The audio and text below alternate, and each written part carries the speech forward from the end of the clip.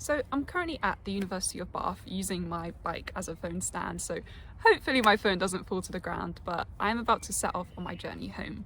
Now, I'm not a very sporty person, but I do try to cycle whenever I can. But whether you walk, cycle or drive, chances are you have used Google Maps before during desperate times of need, probably. Now, Google Maps has a lot of users, and I've had a quick Google and turns out I think over 1 billion people use Google Maps every single month. So surely it has to be accurate. My initial answer is yes, for the most part, it is accurate for me. You know, it has allowed me to get from A to B within a relatively quick time. So I do tend to trust Google Maps. But I have noticed recently that there have been a few examples where Google Maps hasn't actually given me the quickest route between two places. Now, the example that I'm going to be using today is my commute to and from the university. So in the interest of not sharing my address on the internet, I will be using the example of the route between Sainsbury's in Old Down and the University of Bath, just because I pass Sainsbury's on my commute anyway, so it will make things simpler. Now, if you were to ask Google Maps for a walking route between Sainsbury's and the university, it should come up with this, and hopefully the map will come up on the screen by now. But as you can see, a large chunk of the route is going across like a park area or a foresty area, and the whole route in total should be just over 3 miles.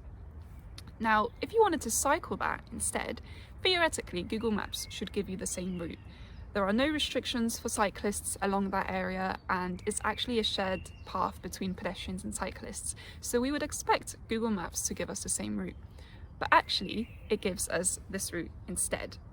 So as you can see, instead of going through the park, now Google Maps is telling cyclists to go around, and that is coming up at just under 4 miles. So we know that there is definitely a shorter route for cyclists if they just cut through the park, but for some reason Google Maps does not even give this as an option. I don't know about you, but this is all very bizarre to me, and I think it will be much easier to figure out what's happening here if we know exactly how Google Maps is finding the shortest route between 2 points. So for now, I'm just going to go off on my cycle home through the park, and later on we can go through exactly how does Google Maps find the shortest route between 2 points.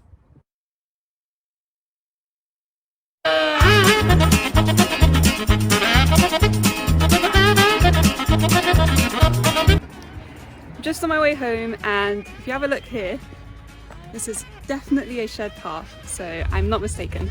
Let's keep going.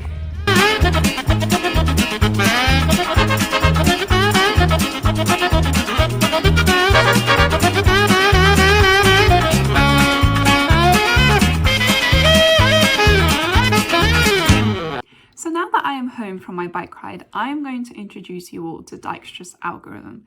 And this is mainly what Google Maps uses to find the shortest route between two places. So I'm going to be using my iPad to illustrate the algorithm, so I really tried to use my best handwriting for this. And I'm going to be using the example of the route between the university and Sainsbury's to kind of demonstrate the algorithm and show what's going on. So let's start off with a map of the area. Now, there are lots of different routes that you could use between the university and Sainsbury's, but to make our lives much easier, I'm just going to be using the routes along the main roads and cycle paths available to us. So we're going to start off by drawing a network. Now, a network is defined as a collection of nodes, which are the circles being drawn right now, connected by edges, which are represented by the roads connecting all of the nodes together. Now, we need to remember to label the nodes, as this will stop us from getting confused, and also to add weights to the edges. And in our case, the weights are represented by the distances between all of the different nodes that we have on the map. Right, so we now have our network drawn with all of the different routes that we could take. And we could technically start the algorithm right now, but there's a lot of squiggly lines and, there's a map in the background and it's just a bit distracting. So I think it's much easier to deal with a much simpler map. Like this. So if you have a look, this network is exactly the same as the one previously drawn, but we've gotten rid of all of the squiggly lines and made things a lot easier to understand. So we'll be using this network for now. Now, we will be using the table on the right to find the shortest distance between A and each of the other nodes, and this will help us to find the shortest distance eventually between A and F. So let's start off with A, and this is our starting node. So we know that the distance between A and A is 0, so we will put a 0 into the middle column. We'll leave the third column empty for now. And at this point, the algorithm doesn't actually know the distance between A and all of the other nodes, so we will put in the maximum distance possible, which is infinity. Right, so we are finally able to properly start the algorithm. So we'll start off by visiting A, and I will represent this by the yellow highlighter tool on the table. So as we are visiting A, we need to consider all of the nodes that are directly connected to A. So in this case, this is B and C. So let's start off with B. We can see on the table that the distance between A and B is 2.2 miles. And we know that is smaller than infinity. So we will replace the infinity in the table with 2.2. And we do the same for C. We can see that the distance between A and C is 1.3 miles. And this is smaller than infinity again. So we will put this into the table. And in the third column, we will put in A, as that is the node that we are currently visiting. So where do we go from here? So we now have to move on to a node that we haven't visited yet, firstly, and secondly, it also has to have the shortest distance out of all of the other nodes. So in our case, this is C. So now that we are visiting C, again, I will highlight this in the table, and we need to consider all of the nodes that we haven't visited yet that are directly connected to C, and this is D. So at the moment, we know that C is 1.3 miles away from A, and D is 0.3 miles away from C. So we need to add 1.3 to 0.3, and we get 1.6. That is the distance between A and D at the moment. So again, this is less than infinity, so we will put 1.6 in the table, and in the third column, we will put C, as that is the node that we are currently visiting. And now we just have to repeat the process again. So if you look at the table, the node that we haven't visited yet that has the shortest distance to A is D. So we consider all of the nodes directly connected to D that we haven't visited yet. So let's start off with E. So we continue by adding 1.6, which is the distance between A and D, to 1.2, which is the distance between D and E, and we get 2.8. So again, 2.8 is less than infinity, so we swap this and we put it into the table.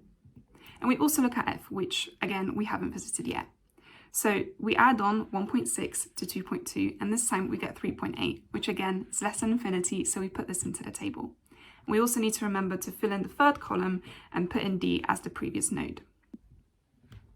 Now moving on to the next node, we will be visiting B. Now the only edge here that we can really consider is between B and E. So again, we add B's distance to A to B's distance to E, and that is 2.2 add 1.4. Now our answer is 3.6. But do we add this into the table? If we look at the table, E's current distance to A is 2.8 miles, but 3.6 miles is longer than that, and that's not what we want. So for now, we'll just leave the table as it is. Now the next node that we will visit is E, and that is because E's distance to A is shorter than F's, and those are the only two nodes that we haven't visited yet. Now again, there is only one edge to consider here, and that is the edge between E and F. So what we do is we add E's current distance to A, which is 2.8, add 0.4, which is the distance to F, and we get 3.2. Now our answer of 3.2 is actually smaller than 3.8, so we will put this into the table instead, and we'll put E into the third column as well. Now F is our last node, but because all of the other nodes have already been visited, it means that we can end our algorithm here. So how do we interpret the table to get the shortest distance between A and F? Well, let's look at F's row first. You can see that the previous node for F is E, so we write these two down. And now we look at E's row, and we can see that the previous node for E is D. And we keep going until we reach A. And as you can see, the quickest route between the two places is A, C, D, E, and an F. Or this could be flipped depending on which way you're going. And this route has a total of 3.2 miles. So this is a very well-known and common algorithm that many online maps actually rely on to get the shortest routes. And as you can see, going back to the map, the quickest route between Sainsbury's and the university is actually cutting through the park along the cycle path. So why is it that Google Maps didn't provide this as an option?